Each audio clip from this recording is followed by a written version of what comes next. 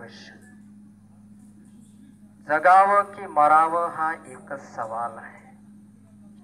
दुनियेच्या या उकिरड्यावर खरकट्या पत्रावळीचा तुकडा बनून जगावं लाचार बेश्रम आनंदानं, का फेकून द्यावं देहाचे लक्तर त्यात गुंडाळलेल्या यातनेच्या जाणीवेसह मृत्यूच्या काळ्या शार डोहामध्ये, आणि करावा शेवट सर्वांचाच एकाच प्रहारानं, माझा तुझा याचा त्याचा देखील.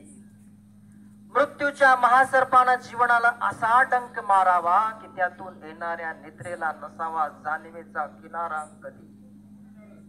पण त्या निद्रेलाही पुन्हा स्वप्न पडू लागलं. इथंच खरी मेघ आहे.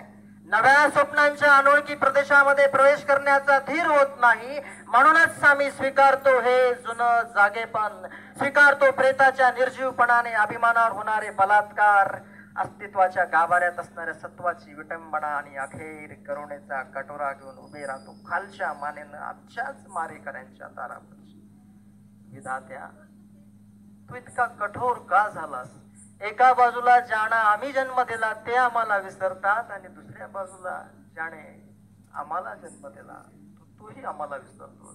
मग हे विस्कटलेल्या हाडांचे सापळे घेऊन हे करुणा करा. आम्ही थिरड्यांनी कोणाच्या पायावर डोकं आदळायचं? कोणाच्या पायावर डोकं? To be or not to be, that is the question.